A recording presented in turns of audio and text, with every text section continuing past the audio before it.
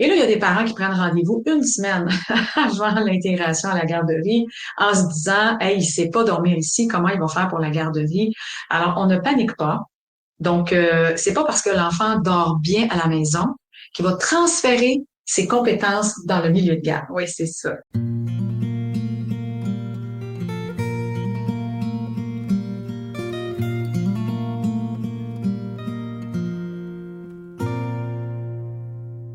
Bonjour les parents, nous revoici pour une nouvelle édition. Épisode, c'est ça que je cherchais. Si t'as senti que je cherchais le mot. Nouvel épisode SOS Dodo. Percevoir le dodo au-delà des stratégies. C'est ça. J'aime ça te faire collaborer. Oui, non, c'est parfait. C'est parfait, c'est ça. Donc aujourd'hui, on va parler de la garderie en lien avec les dodos. Sûrement, c'est un sujet croustillant pour les parents, ça. Très croustillant, tu vas voir. Mm-hmm. Alors, je me présente, je suis Brigitte Langevin, experte en éducation au sommeil. Donc, depuis près de 25 ans, j'accompagne les familles pour vraiment leur permettre de mieux dormir. Puis, en lien avec la garderie aussi, hein, il y a des dodos là-bas, puis parfois, c'est pas évident. Alors, j'offre même des formations dans les milieux de garde pour que tout le monde puisse avoir la même version de ce qu'est le sommeil, puis comment on peut les accompagner. C'est excellent, ça. Moi, c'est Karel Langevin. Je suis coach en programmation neurolinguistique et ce que je fais, c'est du coaching relationnel parce que pour moi, c'est le relationnel qui est à la base de tout et non le sommeil. Oui, ça a un lien direct avec le sommeil. Clairement. Et toi, as-tu une formation? C'est t'as peut-être pas dans les CPE, toi, mais avec Éducatou, tu touches les milieux de garde. Oui, oui, vraiment. C'est drôle hein, parce que j'en ai corrigé quelques-unes ce matin.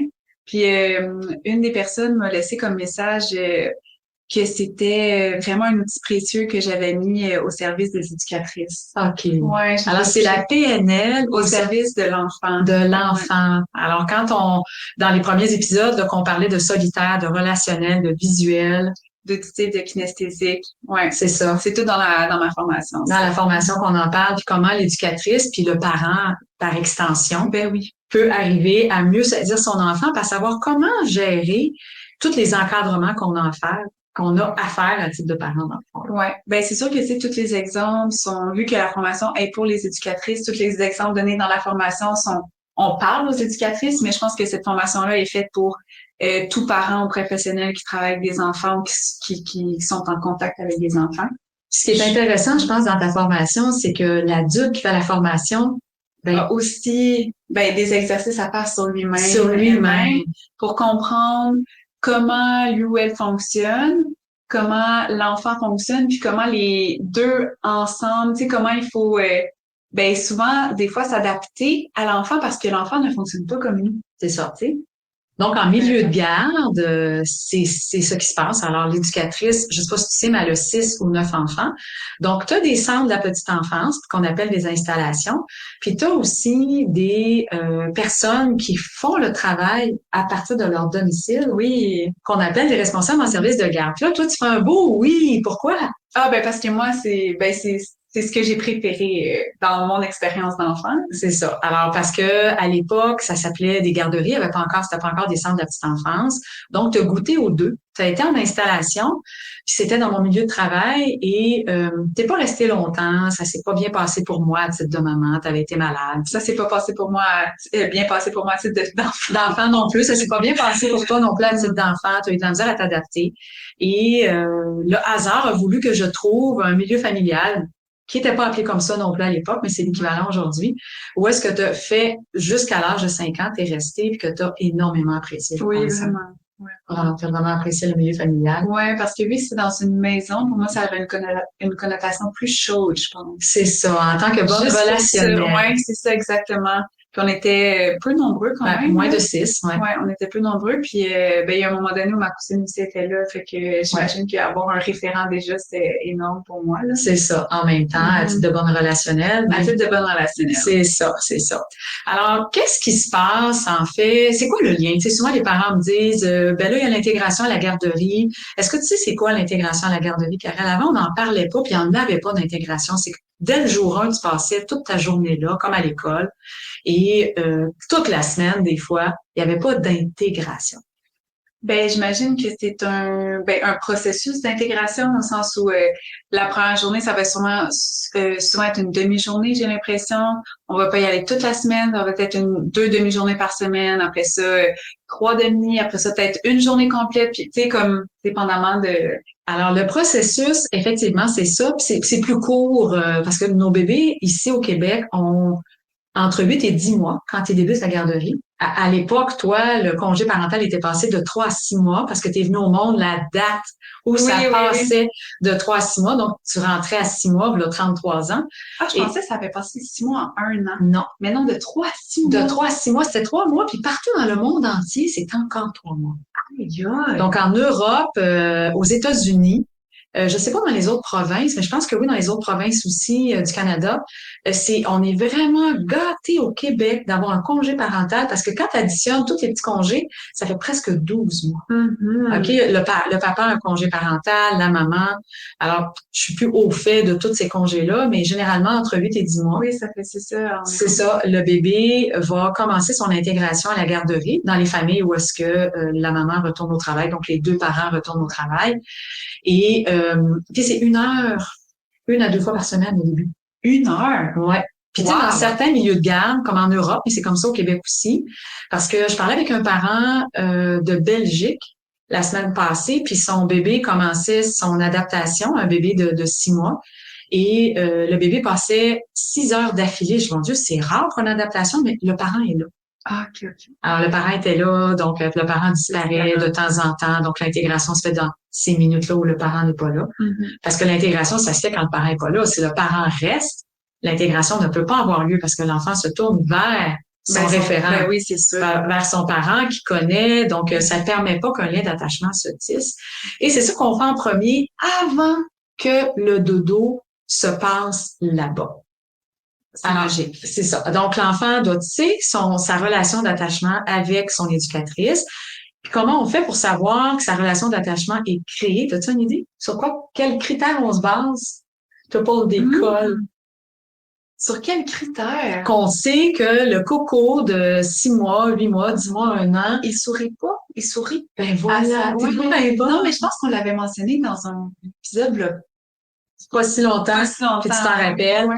Alors, quand le bébé ou l'enfant ou le jeune enfant fait un sourire de reconnaissance, ah oui, c'est le fun, je te reconnais, ou ah non, c'est plate, je laisse ma mère, il peut pleurer aussi. Oui. Okay?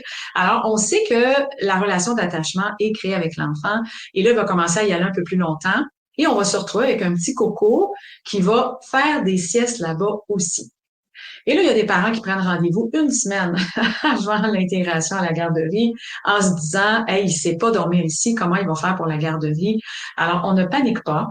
Donc, c'est pas parce que l'enfant dort bien à la maison qu'il va transférer ses compétences dans le milieu de garde. Oui, c'est ça. Ça fait beaucoup de sens. C'est ça. Alors, l'enfant associe le parent et le milieu, OK, donc la maison, l'endroit où il dort, à une façon de faire. À ses habitudes de sommeil. À ses habitudes de sommeil que le parent et lui ont co-créé ensemble. Alors, la maman qui dit, moi, je baisse mon enfant pour l'endormir ou je l'ai au sein pour l'endormir, surtout le sein, par exemple, mais comment il va faire là-bas? Je peux pas laisser mon sein puis il pourra pas s'endormir au sein. Puis, tu sais, là-bas, ben, c'est pas des pieuvres, hein, ils ont pas 6 bras. Non. Alors, ils en ont que 2, ils ont 6 enfants. Parfois, ils sont 2 éducatrices pour 9 quand le groupe est plus grand, mais reste qu'ils n'ont pas assez de bras pour endormir tous les enfants. Alors, c'est sûr qu'éventuellement, ils vont les amener vers l'autonomie. Et il y a des parents qui me disent, oui, mais moi, est-ce que moi, je suis obligée de le faire à la maison? T'es pas obligé. OK? Mais sois pas surprise, hein, le papa, la maman qui m'écoute, que eux vont réussir. Alors, eux vont réussir parce qu'ils vont mettre en place une structure. Chaque milieu de garde a sa façon de faire pour amener l'enfant à développer une autonomie parce qu'ils pourront pas le bercer, le flatter, le garder dans les bras pendant les 4 prochaines années pour faire en sorte qu'il puisse dormir. Ouais. Mais c'est quoi tu penses? C'est qu'à la maison aussi. Ben oui, ben c'est sûr. C'est sûr. C'est qu'à la maison aussi, ils puissent développer des bonnes habitudes de sommeil. J'imagine, tu sais, mettons, là, je me place dans une position de parent en ce moment. Ouais. Comment ça, eux, ils ont réussi, puis moi, je suis pas capable. Voilà. Ouais. Il y a des parents qui se questionnent énormément, puis ils se remettent en cause, ils sont des mauvais parents, mais c'est pas ça. C'est pas ça. Puis aussi, ça doit être plus facile émotionnellement pour une éducatrice? Ben, parce que, tu sais, plus on est émotionnellement impliqué, Oui, ben, plus on est déclenché facilement. c'est ça. Puis je me dis qu'en tant qu'éducatrice, vu que c'est pas mes enfants, T'as une distance, ouais, t'es moins déclenché, donc tu tolères un peu plus les pleurs, hein, oui. parce que le bébé il est fatigué ou il est pas content. Lui, il pensait que cet environnement-là, c'était juste pour jouer, parce que c'était juste ça qu'il faisait. Puis bang, tout d'un coup, il dit ben non, regarde, tu dors ici aussi. C'est ça. Alors, c'est sûr que il y a des enfants qui n'aiment pas dormir en partant, qui sont déstabilisés, mécontents, puis qui vont résister au sommeil. Alors, c'est sûr que s'ils ont déjà appris à la maison à développer des bonnes habitudes de sommeil en autonomie, ça aide un peu au milieu de garde, mais ça fait pas tout le travail. C'est une autre personne. C'est quoi le rôle des enfants pendant les 20 premières années? As-tu une idée? Le rôle des enfants par rapport aux parents? Par rapport à l'éducation en général. Le sommeil, les bonnes habitudes ou les bonnes habitudes alimentaires ou Pendant les 20 premières années. Non, pas les 20, je suis désolée. Je te dis, moi, vas-y. j'exagère tout le temps Ouais. là, quand je dis les 20 premières années. C'est de tester. Oh, OK, de tester. L'adulte ou le parent qui prend Ah soin. oui, absolument. C'est les 20 premières années, hein? Oui. Je pensais qu'il t'allait dire autre chose, puis là, j'étais comme non, je pense pas être d'accord avec lui. Mais non, absolument. Mon Dieu, je pense que c'est un bon signe. Oui. Si un enfant teste. Mais entre 2 et 4 ans, la phase d'affirmation, hein, qu'on appelle affectueusement le terrible two. Oui.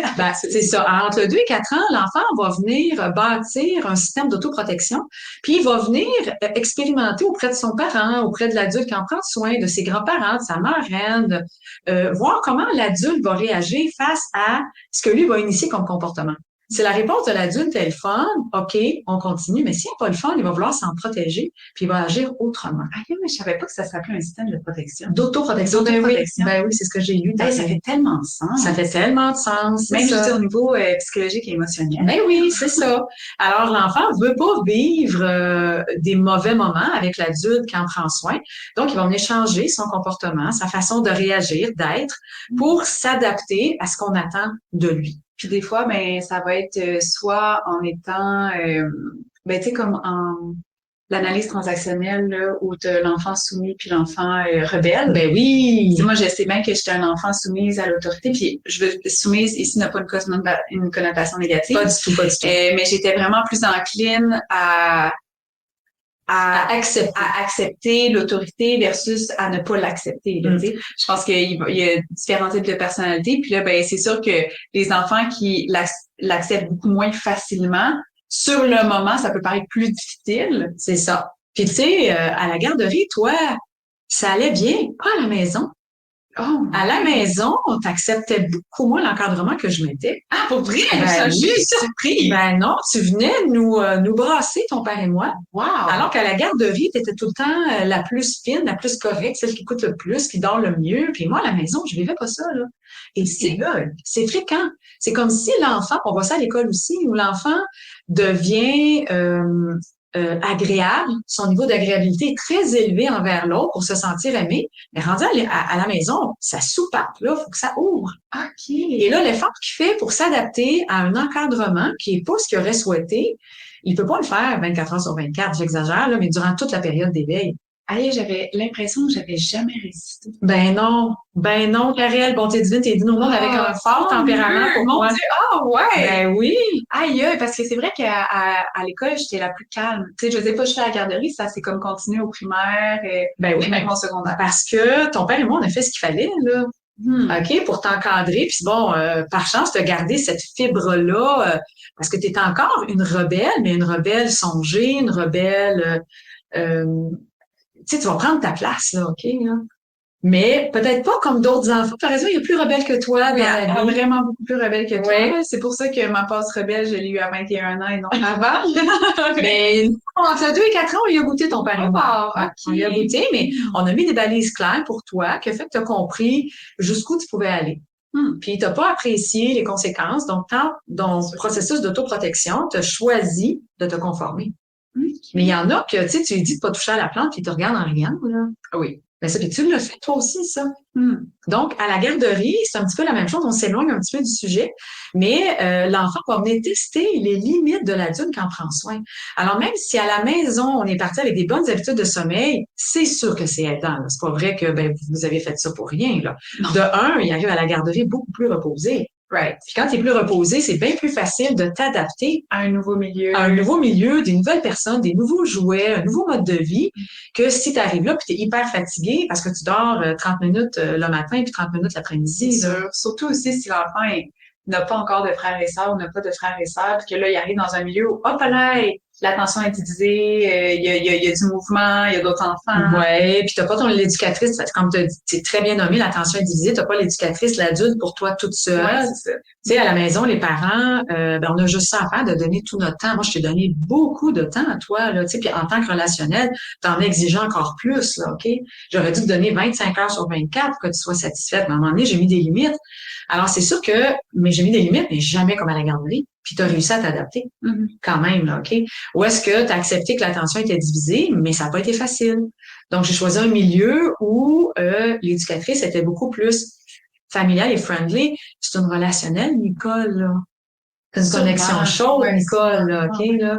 Alors, Nicole étant la responsable en service de garde qui a pris soin de toi pendant les 4 premières années, là. Alors, ce que tu n'avais pas eu, la personne... Puis, tu sais, je l'ai revue, cette éducatrice-là, qui prenait soin de toi. Mais oui, parce que elle a ouvert un milieu de garde plus tard. Puis, elle se rappelait de toi quand elle m'a appelé. Elle se rappelait de moi, elle se rappelait de toi. Puis, elle n'a pas le même genre de connexion. Elle avait une connexion tiède. Toi, ça passe, c'est pas une connexion tiède. Alors, l'adaptation était très difficile. Elle a trouvé ça difficile, elle aussi, là. Audrey, elle s'appelait Audrey. OK. Alors, elle a trouvé ça difficile. Attends, Audrey. tu parlais pas de Nicole, là, tu parlais au CPE. OK, aussi. Alors, ça a été très difficile pour elle aussi de voir que tu pleurais énormément puis que tu t'es pas adapté les 3 jours que tu as été là. Et tu t'en souviens, là, parce que tu étais assez âgée à ce moment-là. Oui, quasiment aussi avec des images. C'est rare que j'ai des images, mais T'avais quel âge à ce moment-là quand tu avais été dans un CPE? Ah, ça, je sais pas. OK, mais tu avais facilement 2 ans. À ce moment-là, c'est ça. Ben, c'était un camp de jour, c'était pas vraiment un CPE.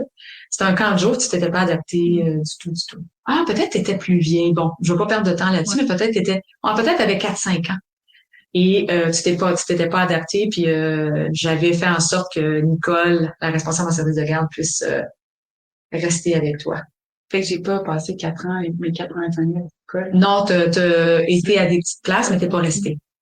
T'es pas resté à ce moment-là. En tout cas, tout ça pour dire que les enfants, c'est pas facile, surtout un relationnel, va mettre plus de temps à s'adapter. C'est sûr. Il va observer, il cherche la chaleur de la connexion. Il va même spotter les amis qui sont plus relationnels. Il va observer, il va se diriger vers ces enfants-là. Puis juste ça, normalement, c'est très logique parce que de construire une nouvelle relation, ben ça prend beaucoup plus de temps que juste patauger dans sa relation, tu sais, d'un seul temps qui va être comme moi, peu importe je suis où, je suis en relation avec moi-même et ça va bien aller. C'est ça. Exactement. C'est sûr que le solitaire va s'adapter plus rapidement parce que sa connexion est avec lui. Ouais. Fait qu'il n'y a pas rien à partager. Donc, lui, peu importe c'est qui, il s'en va partout, puis il est bien correct là-dedans.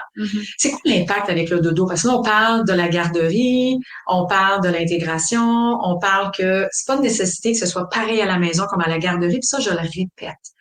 Quand on passe de la transition de 2 à 1 sieste, puis que l'enfant va sortir de la pouponnière, et entre 16 et 18 mois, en septembre, il va migrer vers un groupe plus âgé. Il va dormir sur un petit tapis. Souvent, ça se passe pas bien chez certains enfants. Puis, l'éducatrice ou la responsable en service de garde va dire aux parents, fais la même chose pour faciliter mon travail. Et ce n'est donc pas une bonne idée. Si toi, t'arrives pas à le faire, c'est pas parce que le parent le fait, l'enfant fait des associations avec l'adulte qui en prend soin. Ben oui, c'est ça. Alors, si tu co-créer avec ton enfant en tant qu'éducatrice une stratégie que lui prend pour drôle et qui suit pas tes consignes, ben à la maison, si le parent, lui, a co-créé une stratégie, il écoute les consignes, ça se passe bien, ça ira pas mieux à la garderie. Ouais, et vice-versa. Et vice-versa, OK? Alors, ça peut aller très bien à la garderie, puis le parent, lui, n'a pas fonctionné du tout parce qu'il n'y a pas les mêmes stratégies, il n'a pas suivi le mouvement de son enfant. Donc, alors, ce n'est pas nécessaire. Puis souvent, j'entends ça dans toutes les formations que je dis, oui, mais le parent fait pas comme nous. Nous, on a de la difficulté. C'est pas vrai. Si on s'engage, si on l'entreprend, si on est constant, si on est persévérant, si on expérimente, si on donne du temps, l'enfant va dormir aussi bien, sinon mieux, en milieu de garde, malgré que c'est un dortoir, malgré qu'il y a du bruit, malgré, il va réussir à dormir. Mais puis là, ben, c'est aux parents après ça à faire ce qu'il faut de son côté. Alors, c'est quoi l'impact de l'intégration en garderie, du changement de groupe? Parce que là, en septembre, il y a beaucoup de changements de groupe. Les enfants changent de groupe. Donc, change d'éducatrice, c'est que ça tire de l'énergie. Oui, c'est sûr.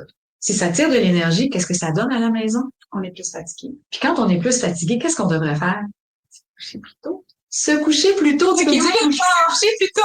Je suis pas sûre de ma réponse. C'est ça. Et les parents, ben, ils tombent en anxiété de séparation. On a parlé de ça aussi. Ah ouais? Le parent est en anxiété de séparation, il s'en rend pas compte, il s'ennuie de son enfant parce que lui, il rationalise, il se raisonne. Je vais le voir ce soir. Et moi, la première fois, là, j'ai pleuré, Karel, là. Ah ouais. J'ai pleuré parce que quelqu'un d'autre allait prendre soin de mon enfant. Puis, je t'avoue, j'avais peur que tu l'aimes plus que moi. J'avais peur que tu l'aimes plus. Puis là, tu passais 5 jours avec elle, 2 jours avec moi. Ah, c'était épouvantable. Mais c'est vrai que ça, tu sais, quand tu y penses comme ça fait un peu un non-sens, là, que nos enfants passent plus de temps avec d'autres personnes que nous. Oui, c'est ça. Mais bon, c'est notre réalité aujourd'hui, oui. Puis on veut pas changer ça. Non, mais on comprend comment ça peut déclencher des émotions à l'intérieur de nous, par contre. Oui, à l'intérieur de la mère, à l'intérieur du père. Puis, alors, qu'est-ce qu'on fait le soir? C'est qu'on donne plus de temps à nos enfants parce qu'ils nous ont tellement manqué. Alors que nos enfants n'ont pas la notion de temps, ils ont été aimés par leur éducatrice, ils ont joué. Alors, nous, on doit donner du temps de qualité à nos enfants pour qu'ils se sentent importants et aimés, mais pas 3 heures, puis 4 heures, puis 5 heures par jour, là, parce que nous, ils nous manquent. Alors, souvent, le parent, ce qu'il fait, on sort de vacances, on sort d'un été où est-ce qu'on s'est vu beaucoup plus, la routine revient où est-ce qu'il retourne à la garderie. Et là, le soir, ben, on veut passer du temps avec eux, on les couche plus tard, alors qu'on devrait les coucher plus tôt. C'est quoi plus tôt, selon toi, tu penses? Je sais pas. Ça peut aller jusqu'à 60 minutes. OK, c'est comme une demi-heure, 1 heure. Ouais, c'est ça. Ça peut aller jusqu'à 60 minutes plus tôt que d'habitude pour quelques soirs. Puis là, on se fait aux signaux de fatigue. Le temps de voir que mon enfant s'adapte à la nouvelle réalité, qui est que ben, il dépense plus d'énergie. À un moment donné, il va arriver à la maison, puis on va se dire, ben, écoute donc, il y a une fatigue normale. Je vais pouvoir le recoucher à l'heure habituelle qu'il avait. Ouais. Alors, c'est sûr que si le dodo va pas bien en garderie, ça marche pas non plus. Ah, ben, ça va être dur, là, à la maison. C'est très dur. Il y a des enfants qui arrivent, sont plus capables de manger. Les parents, ils sont pas collaborateurs, sont grognons. Les parents n'ont pas de plaisir avec eux parce qu'ils sont trop fatigués. Puis parfois, on a coupé une sieste trop vite. OK. En garderie, partout à travers le monde, tu le sais pas, c'est sûr, ils coupent les siestes, celle du matin. Ah, ouais. Il y a des bébés de 10 mois. Moi, je parle avec des parents partout à travers le monde. Et ce phénomène-là, il est, comment on dit ça, là? Il est partout à travers le monde. Où est-ce que, puis c'est pire après le COVID qu'avant, là. On dirait qu'avant, on avait une plus grande conscience de la sieste du matin. Avec le COVID, ben, les parents étaient plus impliqués. On ne pouvait plus rentrer dans la garderie. Il n'y avait plus de cahier de notes. Chacun faisait ce qu'il pouvait. Et donc, on a coupé la sieste du matin de plus en plus tôt. Ce qui fait que des enfants de 10 mois à qui on coupe la sieste du matin et qui vont dormir en poupon-bus. Connais-tu ça, des poupon-bus? Non. Alors, c'est comme une espèce de poussette où il y a 6 places dedans. Ah oui, OK. Alors, c'est comme un bus. Ouais. Fait que là, c'est un poupon-bus. Puis il y a des bébés qui dorment là-dedans En marchant. ben, c'est-à-dire qu'en marche, à les pousse. Les plus vieux vont aller jouer au parc parce qu'il y a du multi-âge dans les milieux familiaux. Donc, elle a des 2, 3, 4 ans, puis elle a des 8, 10, 12, 14 mois. Alors, le matin, souvent, on veut couper la sieste pour les trop jeunes. Puis, qu'est-ce qui se produit? Ben, ils dorment un petit peu, mais ils dorment pas suffisamment. Ils finissent par donner l'impression de mieux dormir à la sieste, mais ils sont épuisés. Et on n'a pas idée qu'en ne respectant pas le besoin de sieste le matin, quel impact ça peut avoir sur le dodo de nuit. Ah ouais. Ouais. OK. Fait que là, ça fait là, les parents sont démunis. Ils sont là, ben, voyons donc, comment se fait que mon enfant met du temps à s'endormir le soir, se réveille dans l'heure qui suit, a des cris durant la nuit, des éveils nocturnes durant la nuit, un éveil trop matinal, des pleurs au matin. C'est parce qu'on a coupé la sieste du matin trop vite. Wow! Alors que chez les 2, 3, 4 ans, ben, les parents demandent de couper la sieste l'après-midi. OK. Sais-tu pourquoi? Non. Parce que le soir, c'est trop difficile. Ah ouais. Leur permettre de s'endormir. Est-ce que tu penses qu'il y a un lien avec la sieste quand c'est difficile de s'endormir le soir? Ben, comme tu dis, avec la sieste du matin. C'est ça, c'est que il y en a pas. En fait, c'est que plus l'enfant vieillit, il y a sa phase affirmative qu'on a passée. à laquelle on a parlé tantôt. Alors, à partir de 2 ans et demi, l'enfant, même avant, là, tu sais, même 22, 23 mois, va commencer à dire ce qu'il ne veut pas. OK, OK. Et aller dormir, ben, il veut pas. Right. Il va dire qu'il veut pas dans un langage s'il y a des mots, sinon il va pleurer, sinon il va faire le syndrome de rappel. OK. C'est quoi le syndrome de rappel? Ah, on en a parlé, mais il me semble que c'est pas quand genre, oh, maman, j'ai soif. Voilà.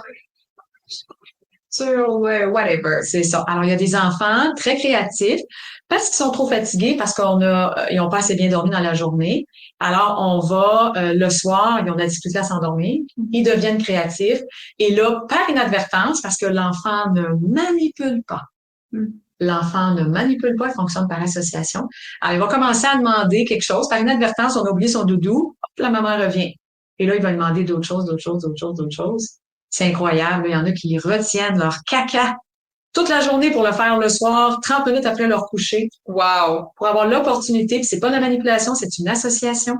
Donc, ça fait des enfants qui s'endorment de plus en plus tard et les parents sont démunis.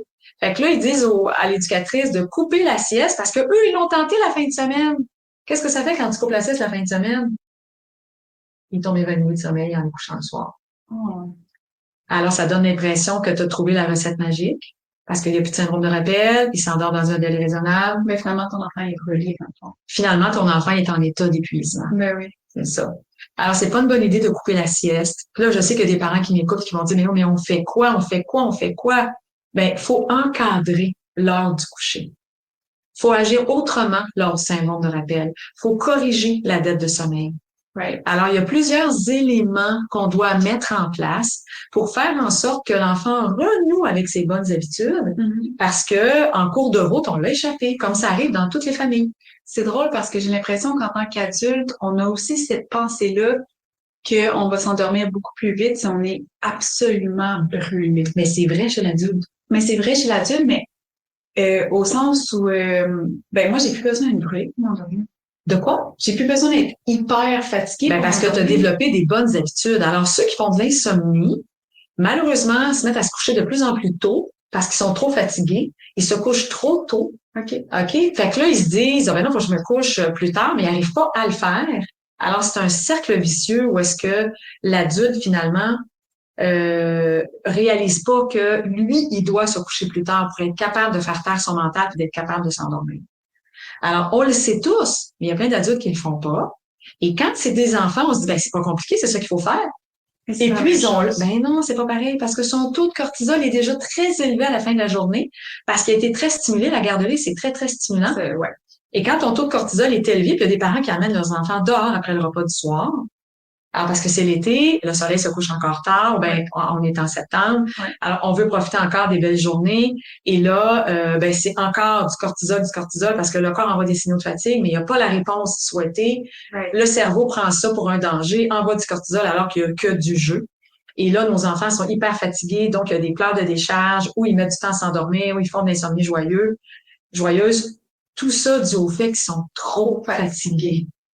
Trop fatigués. Donc, en septembre, avec le retour à la garderie, même si ton enfant a 2, 3, 4 ans, il est trop fatigué.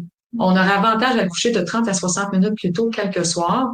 Puis, la fin de semaine, de s'assurer qu'on répond bien à son sommeil pour qu'il puisse être plus reposé. Puis ça vient faire une différence.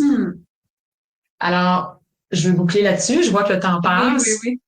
Donc, ce qu'il faut retenir, c'est que c'est pas obligé que ce soit identique. Ce qui se passe à la garderie et à la maison. Puis des fois, l'horaire de la garderie convient pas parce qu'ils ont coupé la sieste le matin trop tôt. Puis ton bébé de 13 mois, 14 mois, puis de 10 mois, il y en a encore de besoin. Donc, la fin de semaine, il faut remettre. Nous, il faut garder la sieste du matin. Important. Lors du début de l'entrée en garderie, changement de groupe, déménagement, nouvelle garderie, des fois, c'est pas toujours en septembre. Alors, il faut le coucher un petit peu plus tôt parce que ça tire de l'énergie. Donc, il faut qu'il s'adapte un petit peu comme quand tu reprends une saison de ski. Alors, les premières fois que tu fais du ski, t'es tellement claqué, mais à la fin de ta saison, ça va, t'es plus aussi fatigué, donc c'est la même chose. Ça fait tellement de sens, Ça fait tellement de sens. Et le troisième point très important, c'est pas parce que le soir, c'est difficile le sommeil qu'il faut couper la sieste de l'après-midi. Et là, je donne des consultations. Hein, j'ai pas de recette magique, j'ai pas de baguette magique.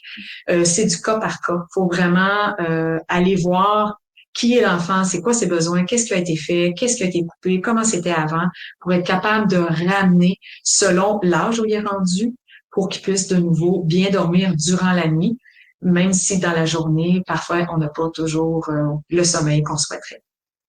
C'est excellent. C'est excellent, ça fait le tour pour toi. Tu as quelque chose à rajouter? Non. Excellent. Donc, on se dit à la semaine prochaine. Oui. C'était Brigitte Langevin, experte en éducation au sommeil. Si tu as le goût d'en apprendre plus, je t'invite à visiter mon site à brigittelangevin.com. Puis si vraiment tu as le goût que le sommeil, ce soit pas toujours sur un coup de dé et que ça fonctionne, j'ai une formation, Les Amis du Dodo. Clique sur le lien plus bas, tu vas en apprendre plus. C'était Karel Langevin, coach PNL.